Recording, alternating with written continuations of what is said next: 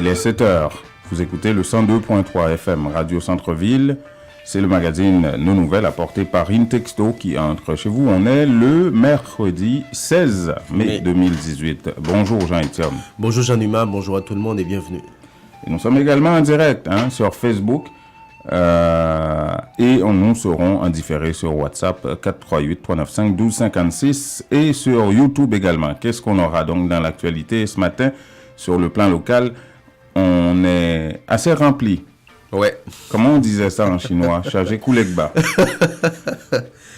On a beaucoup d'informations effectivement à partager. Tu vas nous parler un peu plus tard sur les chauffeurs de taxi. Oui, ils sont assez contents. Vous allez comprendre pourquoi. Oui, il y a de bonnes nouvelles. Il y a des chèques qui vont sortir. Ça, c'est bien. Ça, c'est par rapport à Uber. On va vous parler de ça. On va vous parler aussi. Il y en a d'autres qui seront contents, les travailleurs temporaires. Mais pas tout à fait. À demi-contents. OK? Demi-contents. Oui, je sais pas. Ils sont contents à moitié.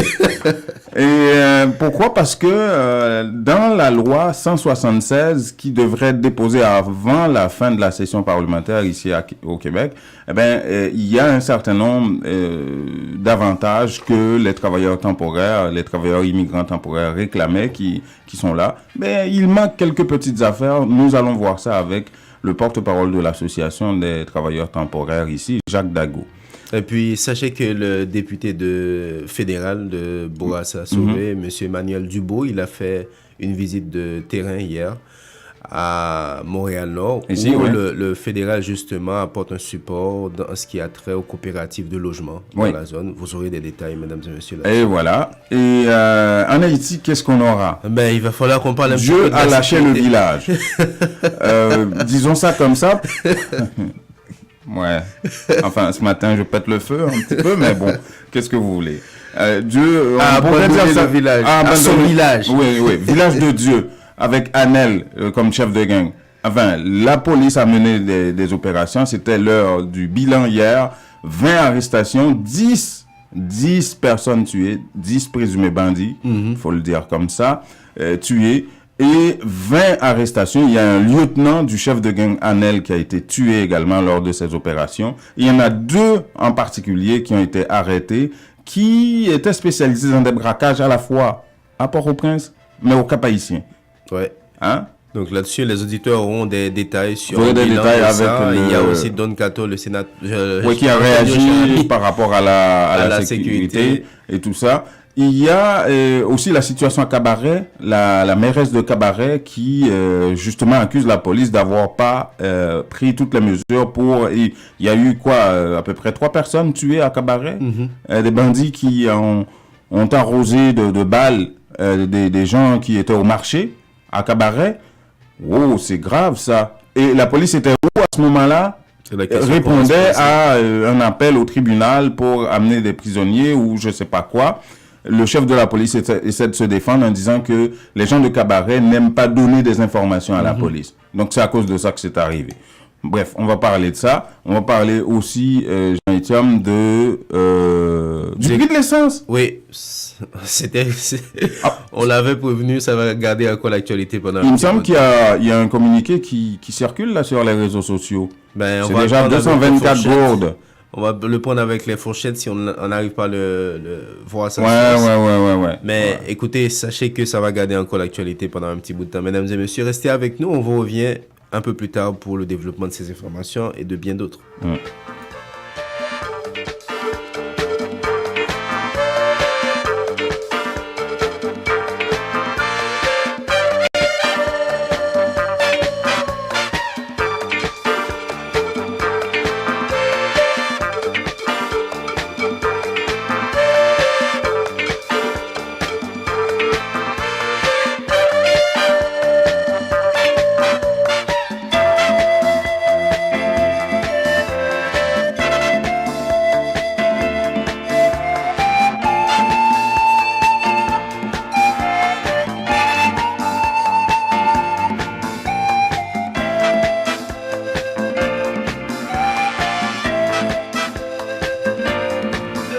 Voilà, il est 7h05. Bienvenue à ce magazine Nos Nouvelles de ce mercredi 16 mai 2018. un magazine apporté pour vous tous les matins par intexto.ca depuis Montréal-Nord, depuis la Chambre de commerce et d'industrie de Montréal-Nord, justement, où Intexto a élu domicile depuis quelques mois. Ouais, ça, il faut le dire. 2 mois. Écoutez, si on vous dit Jacques Dago, ça vous dit quoi? Ça dira pas grand-chose à tout le monde, mais il y en a quand même parmi les militants ou ceux qui ont des statuts de travailleurs temporaires. Vous savez, hein, on commence à les voir dès que le printemps commence à arriver. Ils viennent d'un peu partout, principalement du Mexique. Ils viennent cueillir des tomates, travailler dans des champs, faire toutes sortes de travaux, de petits boulots pendant une période. C'est pour ça qu'on les appelle des travailleurs temporaires. Et les agences de placement les aiment bien parce que, bon, il y a des avantages à les embaucher. Pourquoi? Parce que, ils touchent pas le même salaire pour le même travail pour quelqu'un qui est permanent ici.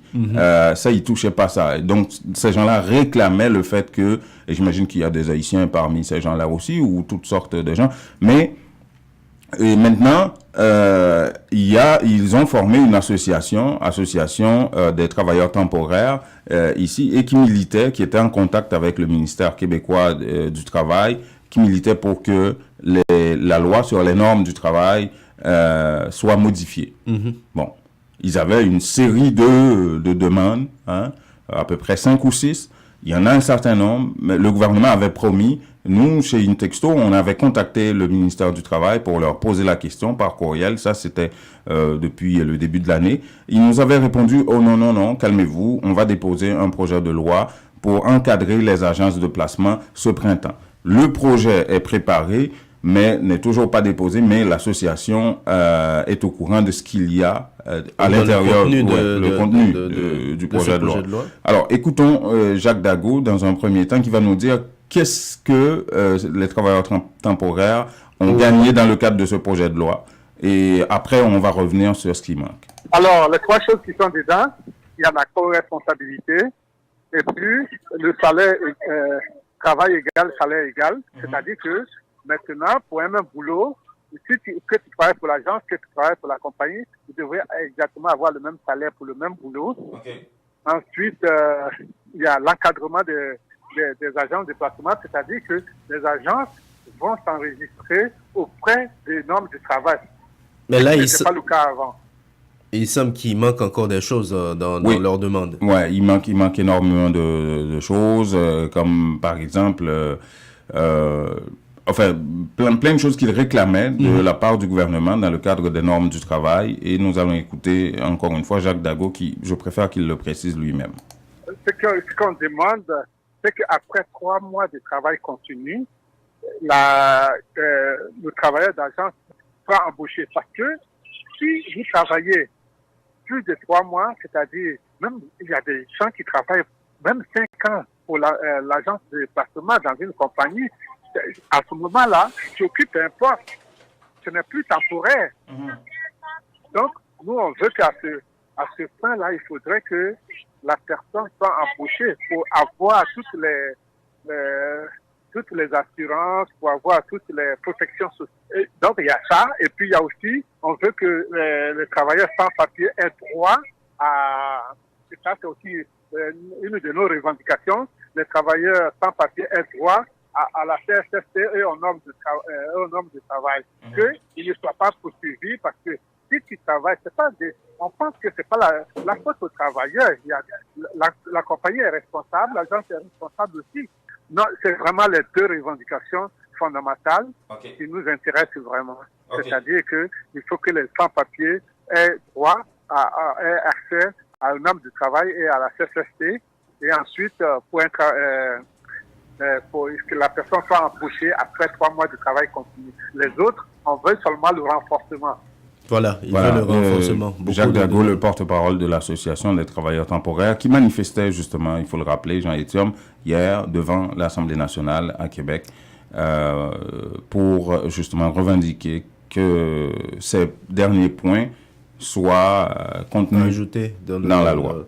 Écoutez, tu as aussi des informations pour nous sur l'association haïtienne de travailleurs de taxi ici à Montréal, Jean-Numa. Oui, ça concerne tous les chauffeurs de taxi, qu'ils soient haïtiens ou pas. Il y a beaucoup de Portugais, beaucoup de Grecs, beaucoup d'immigrants de toute façon qui travaillent dans l'industrie du taxi.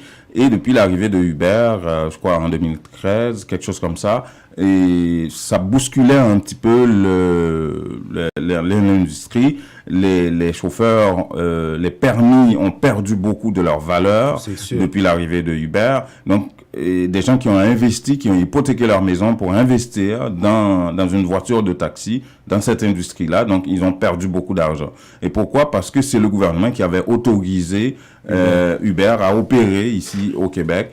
Et aux dépens justement de ces gens-là, finalement, le gouvernement a reconnu qu'il était fautif un petit peu dans ça. Ça prend une compensation. Oui, ça prend une compensation. Et dans le dernier budget, le gouvernement avait prévu 250 millions de dollars pour compenser les chauffeurs de taxi. Et hier, il y a eu une dernière rencontre pour déterminer comment est-ce que ça va se calculer. Donc, les chèques vont sortir. Maintenant, c'est un modèle de calcul qui pose problème. Écoutons Carlo Hector, il est le président de l'association haïtienne des travailleurs de taxi. Donc, c'était tellement rassurant que le gouvernement nous a dit, malgré qu'on a un recours collectif contre le gouvernement qui n'est pas autorisé, le gouvernement nous a fait savoir que le recours soit autorisé ou pas, le gouvernement va distribuer les chèques. OK. Des chèques de combien à peu près? Bon, et voilà. Combien de personnes? Bon, il y a à peu près 8, on parle de permis de taxi, il y a à peu près 8000 permis de taxi. Et à Québec, c'est là le dilemme. Le problème, c'est la difficulté que les gens ont maintenant de choisir une méthode pour calculer la perte des valeurs de permis. Comment on va distribuer ce montant-là. C'est là le dilemme présentement. N'était-ce pas ça, je pense que l'échec aurait déjà été dans la malle. Mais là, vous ne savez pas combien est-ce que vous allez recevoir. Il y a plusieurs... Ça va être fait à part égale? Non, c'est ça le dilemme. Ça ne peut pas faire. On ne peut pas faire ça à part égale parce que les animaux, écoutez, et la région à 11, l'agglomération à 11 de Montréal, tout le monde le sait, c'est la région la plus affectée à cause de Uber. Si on prend Québec en particulier, Québec est moins, Laval c'est moins. Donc, il faut que ce montant-là soit distribué équitablement en fonction des pertes de valeur de permis dans chaque région. C'est le mode de calcul, la méthode qu'on ne peut pas s'entendre sur la méthode pour distribuer ce chèque-là. C'est seulement là que le bas blesse. Voilà, mais sinon, ils sont très contents car on peut comprendre. Écoutez, 250 millions quand même, Jean-Numa fait pas grand-chose par rapport aux 700 millions que réclamaient les travailleurs. Oui, ils réclamaient entre 700 et 800 millions. Et là, ils ont eu que 250 millions. Bien, selon Carlo Hector, c'est une première tranche, les 250 millions. Et il y a d'autres millions qui vont pleuvoir sur les chauffeurs de taxi bientôt. Et on a posé la question à M. Hector, à savoir, mais pour l'instant, est-ce qu'ils sont satisfaits de la façon que le gouvernement a traité ce dossier avec eux? Enfin, il m'a dit que lui, personnellement, il est content. Bon, personnellement, moi, je suis content et satisfait parce que le gouvernement a reconnu ses torts. Le gouvernement nous a fait très mal et il semble vouloir réparer ce mal-là. Moi, j'ai pris comme exemple, c'est comme quelqu'un qui vous a scié les deux jambes, à nu, à froid. Et maintenant, il vous offre une chaise volante pour vous soulager. C'est bien beau, une chaise volante, mais jamais on aurait été capable de marcher encore. Là, on est là. Mais quand même, il faut dire que moi, personnellement, je suis pas entièrement, mais satisfait. On parlait d'un montant de compensation lors des négociations de 700 à 800 millions. Vous avez eu que 250 millions. Oui, il faut dire que ce 250 millions-là, c'est un paiement partiel. C'est une première tranche, c'est bien dit. C'est une première tranche. Et puis cette première tranche-là, elle est sans condition. Alors, pourquoi ne pas en profiter? C'est le gouvernement qui vous a dit ça? Que c'est une première tranche? Une première tranche, c'est bien dit dans le budget, c'était une première tranche, c'est 250 millions. Il y en a d'autres à venir. Mais ce que le gouvernement veut faire, à tout prix, c'est de distribuer cette première classe-là avant les élections. Ça, je vois ça. Je ne sais pas si c'est un ordre qu'on a que le Premier ministre ou le ministre des Transports les a passés, mais il veut que ce soit dans nos poches ce montant-là avant les élections. Ah, ça pourrait changer votre point de vue, votre vision? Peut-être.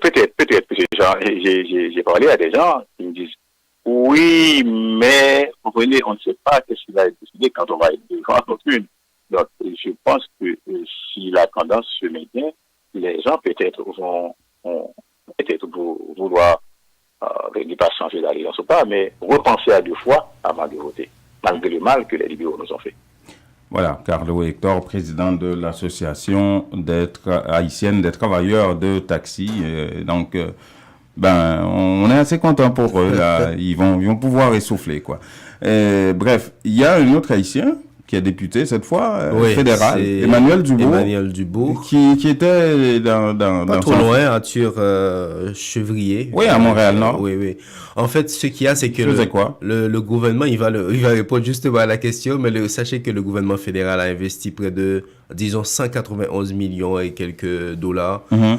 Pourquoi? Pour subventionner des coopératives d'habitation qui travaillent auprès des personnes à faible revenu dans la zone. L'affaire, c'est quoi? Il y avait des réparations à faire, que ce soit la toiture, les balcons, et aussi le gouvernement en profite pour donner une petite subvention aux personnes à faible revenu. Okay. Alors, M. Dubois s'est rendu hier à Arthur Chevrier, un quartier pas trop loin ici à Montréal-Nord. L'idée, c'était de constater lui-même l'impact de ce financement et échanger aussi avec les bénéficiaires du programme. Okay. On lui a posé la question hier, qu'est-ce que vous faites sur le terrain? Il explique rapidement pourquoi il était là. Le gouvernement fédéral contribue à aider les familles qui sont dans le besoin. Donc au niveau des logements, on a mis en place une stratégie pour le logement. Donc on aide ces personnes-là qui sont dans le besoin. Donc je suis venu sur le terrain pour voir les investissements qu'on a fait, que ce soit pour réparer des toits, comme on a vu, pour changer les balcons, etc. Et on fait aussi on appuie ces familles-là aussi en payant une partie de leur loyer. Donc c'est important qu'on leur fasse savoir ça, et on a vu ces personnes-là qui sont ici pour dire aux locataires, voilà comment est-ce qu'on les aide. Donc il faut qu'ils contribuent aussi à garder cet endroit-là propre, parce que c'est à eux, mais en même temps, quand on parle de coopérative, ça prend aussi leur contribution. Donc Monsieur Emmanuel Dubois qui a expliqué un peu le bien fondé de sa visite sur le terrain hier. Ben, on va faire la transition rapidement. On a François. Bonjour François. Bonjour Jean-Nima, bonjour Jean-Etienne, ça va bien? Bonjour François, ça va bien. Contrairement à hier, le soleil pointe le bout de son nez. Ah oui, il y a toujours le soleil dans le cœur des auditeurs et des auditeurs. Ah, des Haïtiens surtout. Alors, je ne savais pas que tu étais poète, François. Oui, à cette heure. Ouais. Il faut voir la réalité comme ça, Jean-Nima. Ça veut dire que c'est toujours du soleil, parce que ça paraît un peu sombre qu'il n'y a pas de soleil. Mm-hmm. Alors, oui, alors je vais parler ce matin exclusivement de la politique commerciale avec la CAQ. Je ne sais pas si vous avez entendu hier M. François Qu'est-ce qu'il a dit encore, M. Legault? Il a précisé, hier il a dévoilé la politique d'immigration d'un gouvernement caquiste.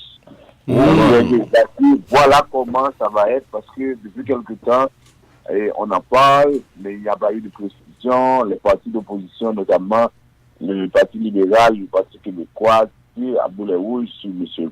Legault. Ouais, ça a l'air que toi et moi, on ne ferait pas partie des immigrants parce qu'on ne parle pas très bien le français ou quelque chose comme ça. On va enlever votre certificat de sélection à vous et à Jean-Etienne. OK. Pour que vous retourniez à Torbec et puis... Quatrième section, oui. Alors, il a dit quoi? Il a dit que il y a 3 aspects de son programme d'immigration. La personne qui arrive doit connaître le français, elle doit comprendre les valeurs québécoises, et elle doit s'intégrer au marché du travail. Quand on vous parle du travail, et elle doit s'intégrer au marché du travail. Parce que d'après le constat qui est fait, et c'est vrai ce qu'il a dit dans ce constat-là, 26% des immigrants qui arrivent au Québec quittent le Québec. Mhm. Et il dit 26%, et je pense qu'il y a plus que ça, parce que chaque année, les provinces reçoivent un nombre d'immigrants, et après, à la fin de l'année, on fait ce qu'on appelle le sol migratoire. Mhm. Il y a plus de personnes qui quittent qu'il y en a qui restent. Wow.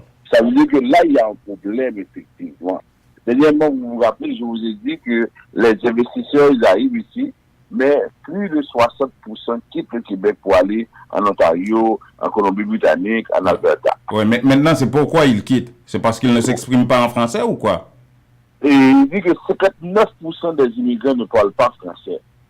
59% des gens qui viennent ici ne parlent pas français. Or, la meilleure façon de s'intégrer dans une C'est à travers la langue.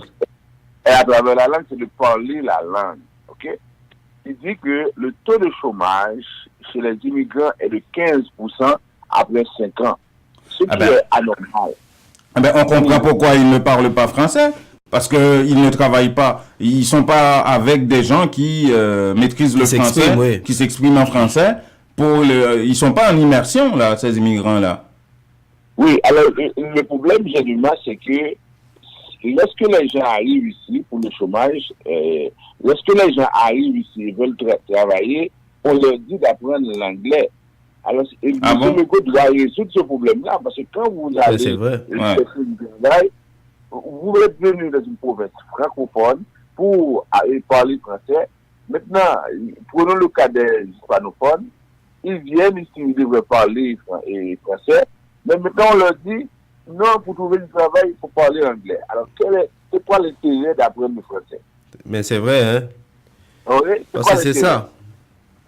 Le problème qu'il faut résoudre à ce niveau-là. Et le Parti libéral dit, par exemple, oui, il faut qu'on connaisse l'anglais. On n'est pas contre l'apprentissage des langues.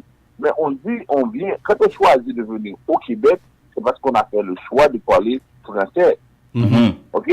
Alors là, maintenant, M.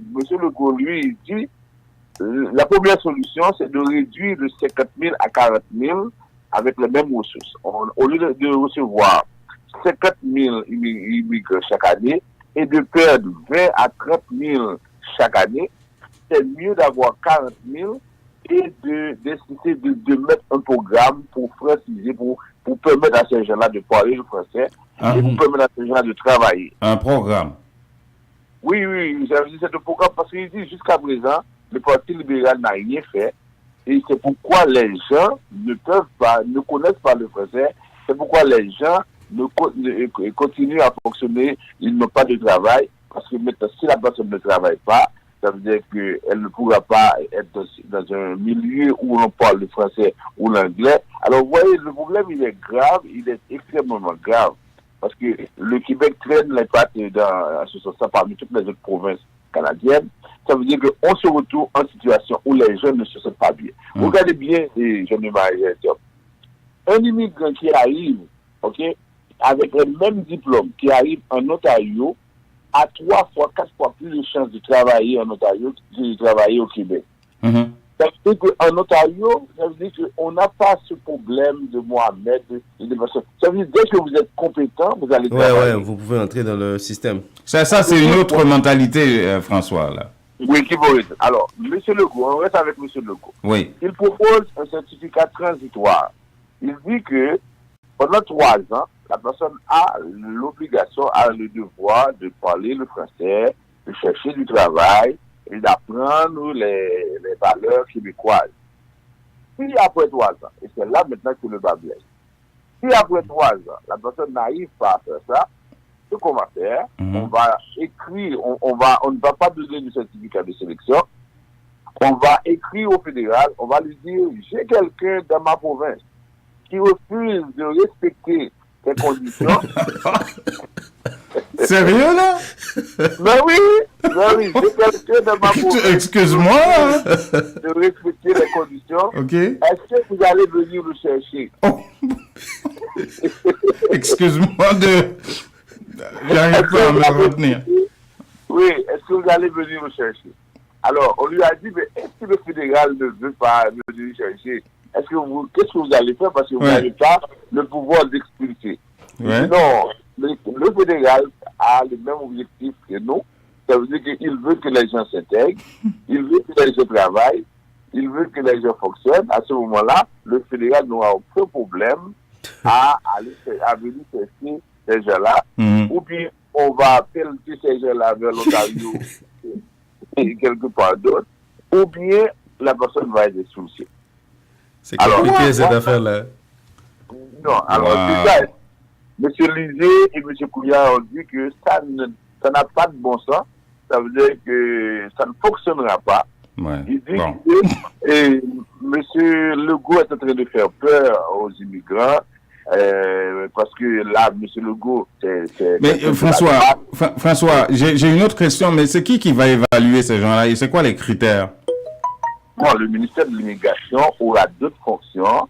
Ça veut dire qu'on va mettre des cours de français le matin, le soir, pendant la journée. Ça veut dire que là, toutes les structures seront mises en place pour donner des cours de français. Parce que, en ce sens-là, si M. Legault est capable de forcer la main aux entreprises pour embaucher des gens en français, ça c'est un bon pas. Okay? Parce que là, si les gens parlent français, et que là, il y a un programme effectivement pour permettre à ces gens-là, moi, je connais beaucoup d'Haïtiens qui sont ici depuis 15-20 ans qui ne parlent pas français, des Latinos qui ne parlent pas français, beaucoup d'autres peuples qui ne parlent pas français. Ah oui, moi je connais des Sri Lankais qui sont là depuis 15 ans qui ne parlent pas français. Ils parlent mieux le créole que le français, je suis désolé. C'est pas normal à ce moment-là. Alors, non, on est d'accord. On est d'accord. Il faut quelque part que les gens s'intègrent, que les gens arrivent minimalement à s'exprimer en français, quitte à apprendre l'anglais s'ils le veulent ou s'ils sont capables aussi. C'est pas ça le problème. Moi, je suis pour. Et je suis d'accord avec M. Legault de ce côté-là. Je suis pour que quelqu'un qui arrive ici au Québec, vous savez que vous êtes au Québec, c'est une province à 90% francophone. La moindre des choses, c'est de faire l'effort de parler français. On est d'accord. Mais on n'est pas contre l'apprentissage de quelle que soit l'autre langue aussi, là.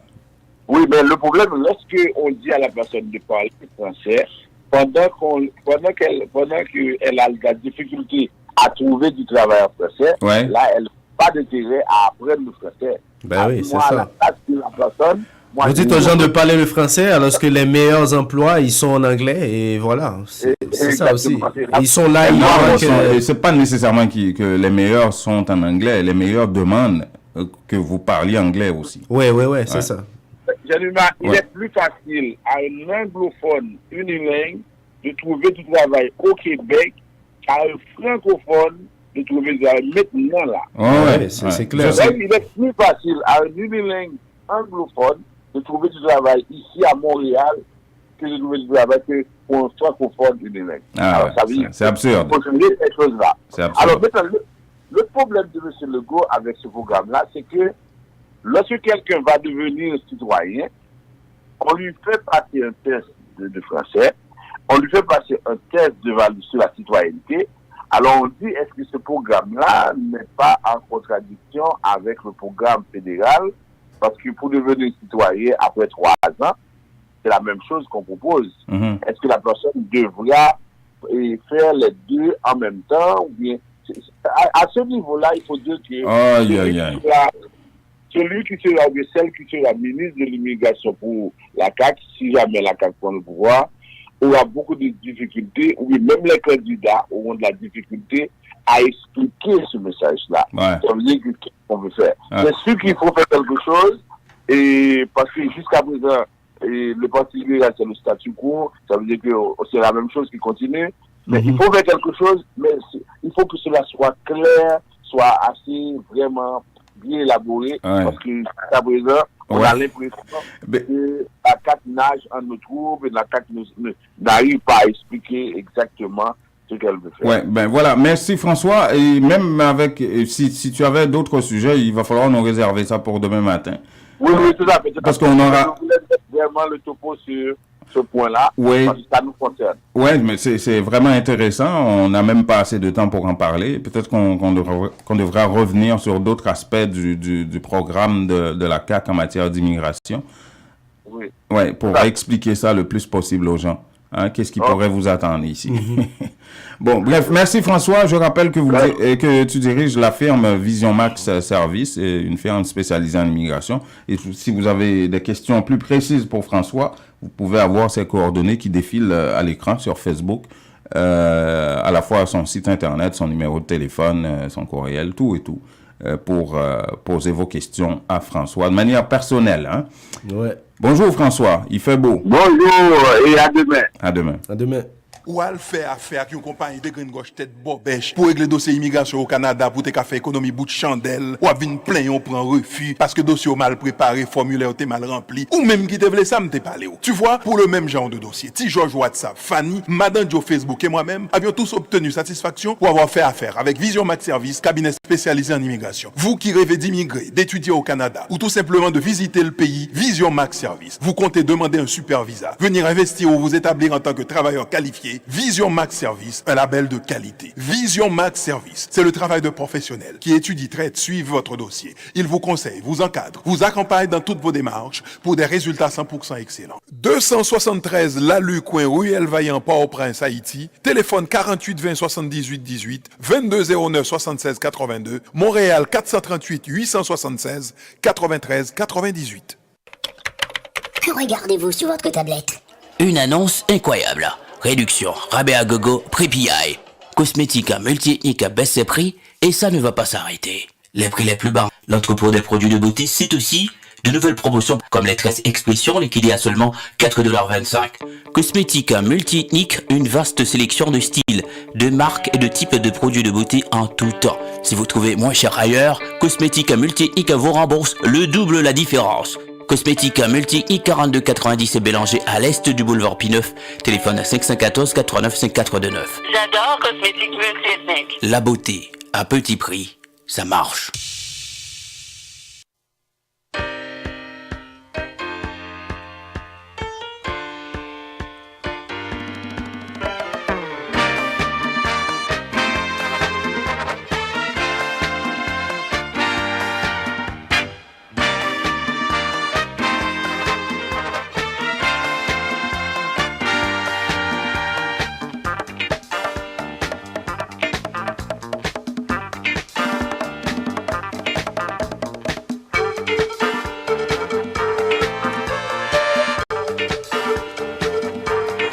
Alors là, ce sont les nouvelles d'Haïti. Ouais. Vous écoutez le 102.3 FM Radio Centre-Ville à l'heure du magazine Nos Nouvelles apportées par Intexto. Il est 7h33. Nous sommes également en direct sur Facebook et en différé sur WhatsApp tantôt. 438-395-1256 pour envoyer vos commentaires audio ou texte et nous serons sur YouTube également. Alors là, on va parler de l'insécurité ou de la sécurité en Haïti. Sécurité, insécurité, on est un peu mélangé. Mais ce qui est clair, c'est que Dieu semble avoir lâché le village de Dieu, avec son chef de gang, Anel. Il y a un de ses lieutenants qui a été tué. Au total, ils sont 10 qui ont été tués à Village de Dieu lors d'interventions de la police nationale. Et une vingtaine d'arrestations au total. Nous allons écouter le chef de la police de l'Ouest. Oui, Benson Soljour. Qui apporte des précisions, justement. Qui apporte des précisions sur ces opérations et comment est-ce qu'elles ont été menées, ces opérations à Village de Dieu. Nous fait 20 arrestations. 20 arrestations et là-dedans, nous gagnons ensemble de gangs. C'est des gens nous prenons qui à peine sous trop mettre braquage. En pile là-dedans, nous jouons des armes, nous confisquons 4 armes et gagnons 8 véhicules qui confisqués. Et 8 véhicules, donc, d'accord dit, nous gagnons 5 machines qui sont là, quoi là, que la presse a boire, et 3 motocyclettes. Nous confisquons 4 armes, 2 armes ça, dernière date là, et qui lui-même, au cours de l'opération ça, et qui visait gang Anel, qui lui-même a terrorisé une partie dans le village de Dieu. Et compte tenu, la police a évité dommages collatéraux, donc nous pas intervenu en force. Donc nous puissions prioriser, d'agadi, investigation. Et dans le cadre d'action de la police, il y a à peu près une dizaine de membres gangsa qui déjà tombés dans l'échange avec la police. Nous n'avons pas aucun policier qui est blessé. Alors il faut que nous disions, Village de Dieu, Anel, c'est un évadé de prison. C'est un criminel qui prend zone ça en otage. Pour nous imaginer que Zorey et consorts qui c'est moun nan gang qui membre groupe Grand Ravine qui était venu renforcer Anel, li tombé dans affrontement à la police de Delma à Delma 41.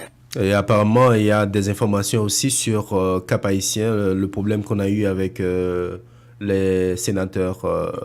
Pas nécessairement les sénateurs, mais parmi les gens qui ont été arrêtés, Jean-Étienne, il y en a deux qui sont spécialisés dans des braquages, que ce soit à Port-au-Prince, mais surtout au Cap-Haïtien. Ils ont effectué au moins 2 braquages, ces deux-là, au Cap-Haïtien récemment. Un premier braquage où ils ont emporté un butin de 80 000 $ américains, un autre entre 25 à 26 000 $ américains. Et ça, c'était au Cap-Haïtien. Et c'est dans le cadre de la collaboration entre la police du Cap-Haïtien et la police de Port-au-Prince que ils ont partagé des informations entre eux. Ils ont déterminé que ces deux-là, ils opéraient, ils avaient vraiment un champ d'opération qui partait de Port-au-Prince au Cap-Haïtien. Nous avons dit Kiniveri et nous avons arrêté tout Belfort Robinson, alias Woody, qui était complice qui était avec elle.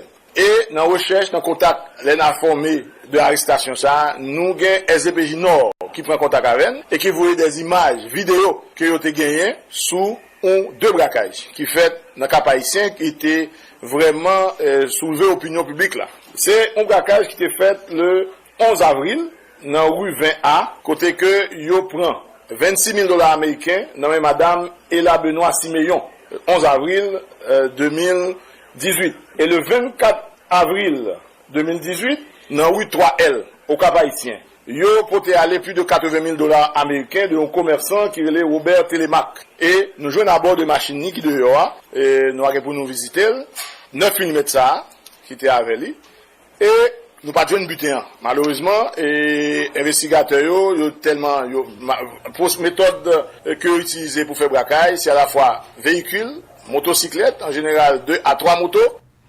Antonio Cherami, sénateur de l'Ouest, semble lui aussi avoir ses commentaires. Il en a ras-le-bol de ces questions-là, que ce soit, vous savez, que ce soit à Léogane, à Cabaret, au Cap-Haïtien, un peu partout, et notamment à Port-au-Prince, Grand Ravine, Village de Dieu, la violence vraiment fait rage un peu partout, que ce soit à Trou du Nord, où on parlait de 15 véhicules incendiés, de 5 morts.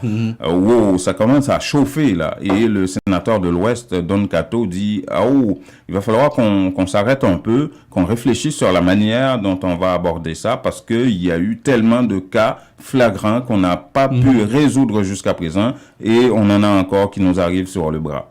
Ou pas qu'on a qui branche pour manier problème ça. La police dépassée, policiers ou pas d'encadrement, bandits a sorti dans zone, pour arrêter dans l'autre zone, personne n'a pas de contrôle yo. Ça veut dire, moi-même, moi, pense aujourd'hui, il faut qu'on chita sérieux qui fait toute question sécurité dans le pays. L'on regarde, par exemple, pas jamais de résultats qui baillent dans journalisme, oui. Résultat pas jamais baillent. Quand un petit monde dans Calico Beach, résultat pas jamais baillent. 14 ans aux mineurs, blanc sauvé, moun yo arrêté lagué, résultat pas jamais bail. Ça veut dire pas jamais un signal vraiment qui voyait, même la police agit, mais la justice lui même li gon gens comprendre bagay là, li gon l'autre bagay li fait. Et me penser jodi c'est tout conseil qui doit mettre ensemble pour qu'il dit bon, faut que nous résoudre problème là. Ça touche m'en pile, ça crive les organes, jeune garçon cap tombé, ça touche m'en pile dans cabaret, pile cambiz ça vagabond envahi. Li touche m côté mien. Mais je dis comme responsable, pas qu'à plaindre. C'est système pour nous batailler, pour nous changer, pour nous même pour qu'on ait un résultat. Voilà. On va laisser Port-au-Prince pour se rendre à Cabaret, justement. Il les a cités tous, Don Cato, Antonio Cherami. Et justement, vous vous souvenez de cette histoire-là, des motards qui ont arrosé les marchands de balles. C'était pas des balles perdues, là. Ils étaient visés, ces gens-là. Il y a eu plusieurs morts, au moins 2 à 3 morts là-bas, et la mairesse de Cabaret accuse justement la police de mollesse et de laxisme dans cette affaire, dans la gestion de la sécurité là-bas autour. Vanid fait qu'on est, ça fait 3e attaque à tout fait examen qu'on met dernier jour ça yo dans marché public si là, puis loin magistrat fait te paraît très critique vis-à-vis agents policiers qui étaient sous service dans moment attaque là pour ça, il demande des responsables PNH dans zone pour assumer responsabilité yo. Magistrat fait Vanid. Attends sécurité à vous dans mes policiers yo. C'est pas ça privé fait. Dans on constate ça, moi pas là, moi t'es là quand les populations à moins. Et ça passait des choses, et puis constater, et ça même il y a un policier même qui te parlait sur les champs, pour qu'il t'a même essayé en état stratège, pour voir qui ça le fait. Moi, je dis pour l'état passé. Je m'a demandé pour le commissariat Cabaret, pour même, pour la population, on est bien que, ils vont combien supporter, pour travailler en collaboration avec Méria pour établir l'autre. Nous-mêmes, nous, comme Chicago, la vérité Cabaret, n'a pas fait personne que je pour faire tout le monde, pour faire tout le monde, pour obtenir une enquête rapide, je comprends ça qui est à carrière. Je vais tourner comme une BT et deuil, après de la troublage, non pas nous Cabaret. L'important pour nous rappeler, attaque ça, individu à l'examen te fait dans le marché public Cabaret, lundi 14 mai passé, c'est la cause des gens tombés en bas de zam bandi yo, parmi yo, yon cambis, qui t'a changé l'agent américain dans le marché depuis quelque temps, et puis yon l'autre monde, t'es blessé très grave. Que disent les autorités policières de Cabaret par rapport à tout ça, Jean-Denis? Ah ben, tu sais quoi, Jean-Étienne, lors de cette attaque-là, les policiers n'étaient pas là. Ils étaient au tribunal, ils répondaient à un ordre d'opération, d'après ce que dit Erol Christophe, qui est le commissaire principal du commissariat de Cabaret. Vous venez d'entendre la mairesse qui accuse les policiers de laxisme par rapport à tout ça. Mais Erol Christophe, le commissaire, ce qu'il dit, c'est que nous, on est disposés à travailler, mais le problème, c'est que la population ne collabore pas avec nous. Écoutons-le. Moun Cabaret pas aimer pas information et la police pas nous pas gain sans infuse nous pas cabriter comme si pour nous al sur un monde sans que nous pas gain certaines informations sur monde s'il existait moi même pas nous garantie si bout de temps que me fait dans poste ça nous pas besoin peur d'ailleurs j'ai de très bon rapport avec toute autorité Kazek etc. mais c'est autorité ça qui pour permettre moi faire filature pour me capable prendre nèg yo nèg doit passer bon côté là on pas connaître si c'est bandit si pas vraiment venir travailler venir collaborer avec tout le monde on pas venir en face personne monde tout simplement les pour agir m'a pas agir parce que c'est la loi appliquée que les boussole moi ça veut dire si on est depuis mon mandat décerné contre on est on pas exécuter donc eh bien on seul bagage qui cap jouer pour la police c'est collaboration ça veut dire automatiquement les gars été pour si population a un problème pour capable régler la police. Harold Christophe, pas le chanteur. Ouais, hein, il parce faut qu'il avait quitté préciser. Haïti. Il avait quitté Haïti, ça faisait. ça fait un siècle déjà. Hein. Oui. Il a épousé la République dominicaine. Ouais. Waouh. Alors, on va laisser un peu la sécurité ou l'insécurité pour parler justement, encore une fois, du prix de l'essence à la pompe. Ah ben tiens, ça a l'air, ça circule sur les réseaux sociaux, ça a l'air que le prix de l'essence, le ministère de l'économie et des finances l'a augmenté depuis hier. On est le 16 là. Ouais. Il y a un communiqué qui est sorti hier pour fixer le prix de l'essence à 224 gourdes au total et le diesel à 179, quelque chose comme ça. Ça reste à préciser, mais c'est clair. En tout cas, du côté officiellement, le gouvernement dit le prix de l'essence va être augmenté. Et si c'est pas aujourd'hui, ça sera dans quelques heures. En dépit des consultations gratuites qui déconseillent ça, de toute façon. Et qui a annoncé ça? C'est le ministre de la Communication. Définitivement, il fait office de porte-parole du gouvernement, tout simplement, là. Hein? Guy Delva. C'est lui qui a annoncé ça. Il dit, écoutez, vous pensez que nous sommes contents de faire ça? Gouvernement c'est pas remettre mais ajuster prix. Nous pas capable tête de mentir pour nous dire bon, même si nous pas moyen, bon, ça va dire rien, n'a fermé l'hôpital, l'école doit fermer, professeur pas qu'à toucher. Dans l'exercice là, nous déjà perdu plus de 7 milliards de gourdes. Monsieur Delva a indiqué également que le gouvernement ne peut plus se permettre de continuer à subventionner le carburant en raison du contexte économique local, soulignant que ce ne sont pas les plus nécessiteux qui bénéficient de cette subvention. Gros problème là, c'est que les gens qui plus bénéficient là, c'est les gens qui ont moyen déjà. Comprenez bien. On a parlé là de comme l'État est capable de percevoir pour adresser problème justement moun qui plus faible. Concernant les conséquences qu'aura cette mesure sur les conditions sociales et économiques de la population, le gouvernement semble en être conscient.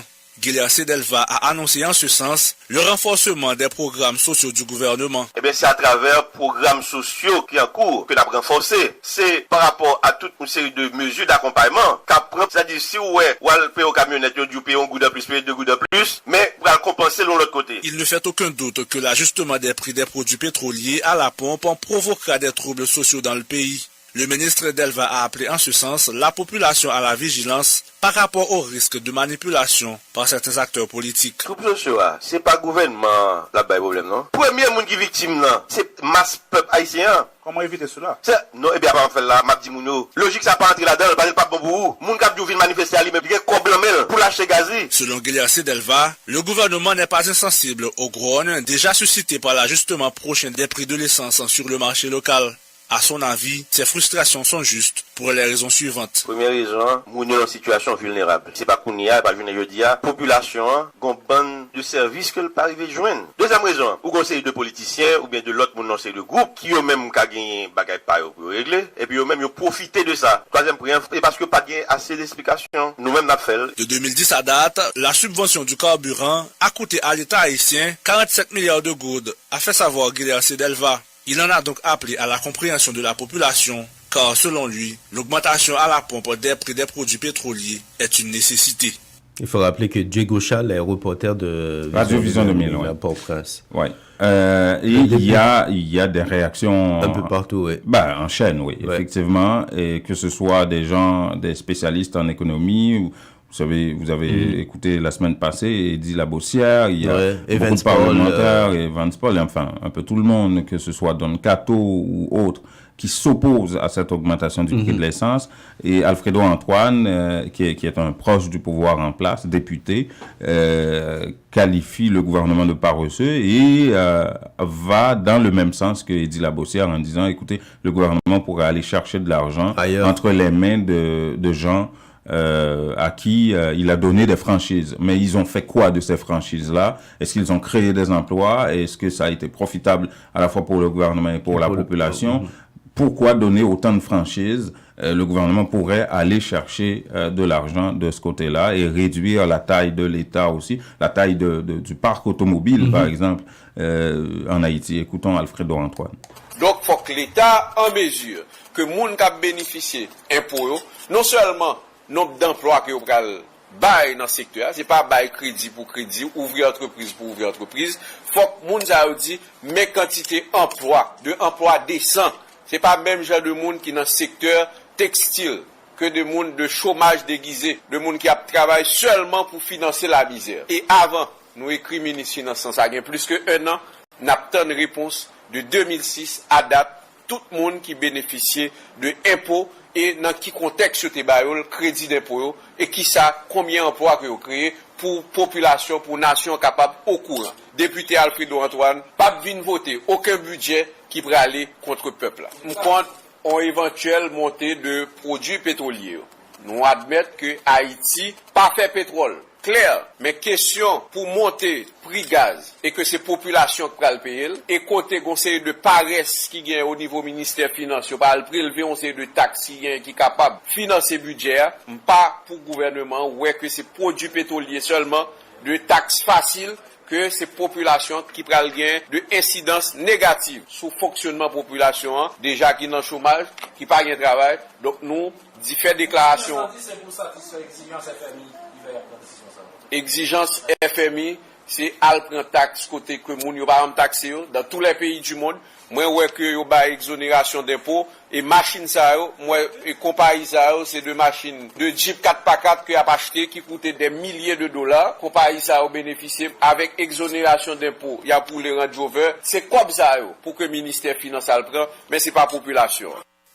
Ou al faire affaire avec une compagnie de green gauche tête bobèche pour régler dossier immigration au Canada pour te faire économie bout de chandelle ou vinn plein on prend refus parce que dossier mal préparé, formulaire était mal rempli ou même qui te voulait ça me te parler. Tu vois pour le même genre de dossier. Ti George WhatsApp, Fanny, Madame Joe Facebook et moi-même avions tous obtenu satisfaction pour avoir fait affaire avec Vision Max Service, cabinet spécialisé en immigration. Vous qui rêvez d'immigrer, d'étudier au Canada ou tout simplement de visiter le pays, Vision Max Service. Vous comptez demander un super visa, venir investir ou vous établir en tant que travailleur qualifié. Vision Max Service, un label de qualité. Vision Max Service, c'est le travail de professionnels qui étudient, traitent, suivent votre dossier. Ils vous conseillent, vous encadrent, vous accompagnent dans toutes vos démarches pour des résultats 100% excellents. 273 Lalu coin Ruelle Vaillant Port-au-Prince, Haïti. Téléphone 48 20 78 18, 22 09 76 82. Montréal 438 876 93 98. Que regardez-vous sur votre tablette? Une annonce incroyable. Réduction, rabais à gogo, prix PI. Cosmética multi-ethnique à baisse ses prix et ça ne va pas s'arrêter. Les prix les plus bas. L'entrepôt des produits de beauté cite aussi de nouvelles promotions comme les tresses expression liquidées à seulement 4,25 $. Cosmética multi-ethnique, une vaste sélection de styles, de marques et de types de produits de beauté en tout temps. Si vous trouvez moins cher ailleurs, Cosmética multi-ethnique vous rembourse le double la différence. Cosmética multi-ethnique 4290 et Bélanger à l'est du boulevard P9. Téléphone 514 89 5429. J'adore Cosmétique multi-ethnique. La beauté à petit prix, ça marche.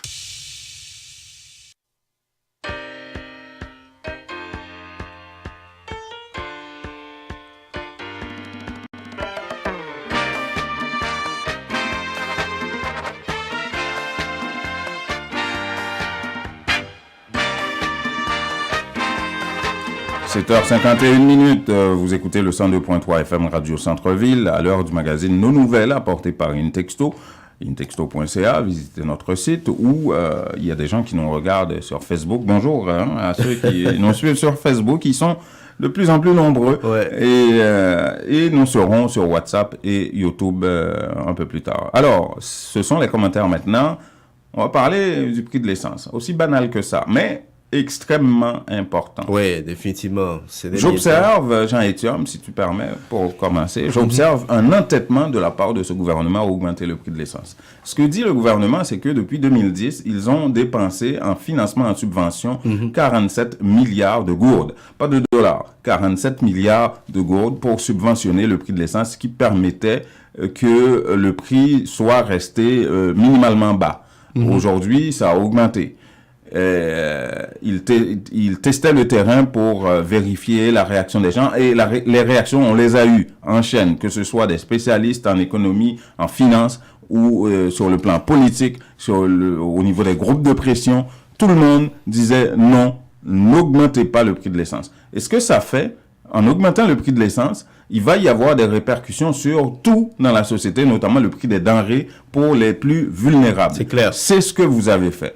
Et il y a des groupes de pression qui vont sortir dans les rues pour chauffer un petit peu le macadam et casser des vitres de voitures, provoquer une violence, une réaction en chaîne.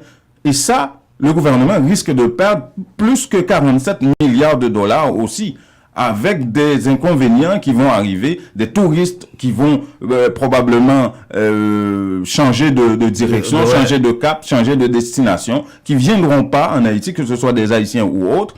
Vous allez perdre, avec des tensions sociales comme ça que vous allez provoquer, vous risquez de perdre beaucoup plus que 47 milliards de gourdes. Alors, la question que j'ai pour toi, Jean-Étienne, pourquoi, selon toi, le gouvernement s'est entêté à augmenter quand même? Je suis désolé, Jean-Yves, je ne peux pas répondre à cette question. D'ailleurs, je me pose aussi la question.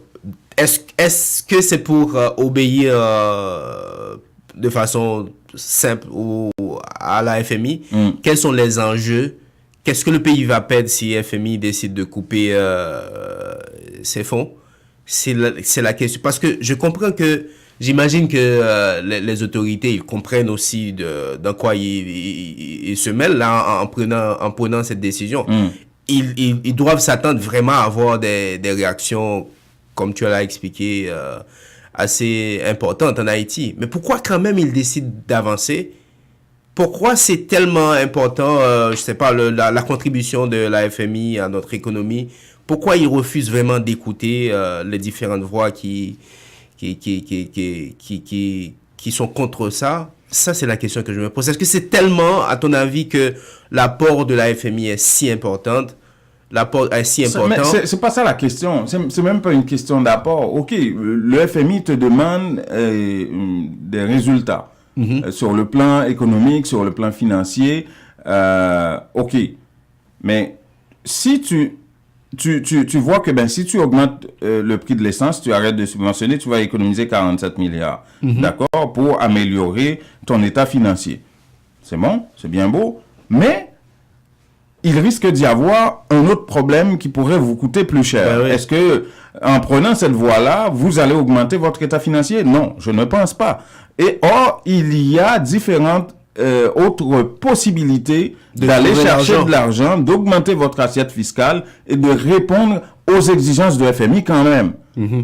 Alors, pourquoi passer par là, mettre la pression sur les plus démunis pour améliorer votre situation? J'ai écouté le ministre de la Communication, Guy Delva, qui disait que ça va se répercuter sur le plan social. Il va y avoir des ristournes à la population sur le plan social. Wow, ma foi. Wow, arrêtez là. On n'est pas rendu là encore en Haïti. Moi, je pense que les structures pour permettre ça sont même pas établis, sont même pas en place. Là-dessus, on est c'est un beau discours théorique, ça. On n'a pas de structure qui permettrait de faire ça. Vous allez quoi, mettre sur pied un programme Timamam Chéri ou des affaires comme ça? Non! Papa Doudou. Écoutez, moi, ce que vraiment je n'arrive pas à comprendre, non seulement ils ont pris la décision et de dire adelante, on va augmenter le prix de l'essence, ils n'ont même pas parlé de la possibilité d'envisager parallèlement, en même temps, la possibilité d'aller chercher l'argent ailleurs. Est-ce que tu comprends? En même temps, ils pourraient dire on n'a pas le choix pour le moment, on va l'augmenter, mais rassurez-vous, on va essayer de chercher de l'argent ailleurs pour réduire ça au fur et à mesure. Non. Non, et on va l'augmenter. On n'est pas content de faire ça, comme a dit Guy Delva. Quoi, vous n'êtes pas content de le faire, ne le faites pas. Mais on va le faire quand même, parce que, écoutez... vous avez le couteau le blanc a dit qu'il faut le faire, ou... Ça, c'est... Est-ce que le FMI leur a mis une arme sur la table, et là, je pense que absolument, sérieusement, il va falloir qu'on arrive à un moment, qu'on puisse avoir notre liberté. Et ça, il faut qu'on arrive à vraiment se prendre en charge, définitivement. On n'a plus de dictée à prendre de quiconque. Et le problème, c'est que c'est comme a expliqué monsieur, c'est l'ancien premier ministre Evans Paul.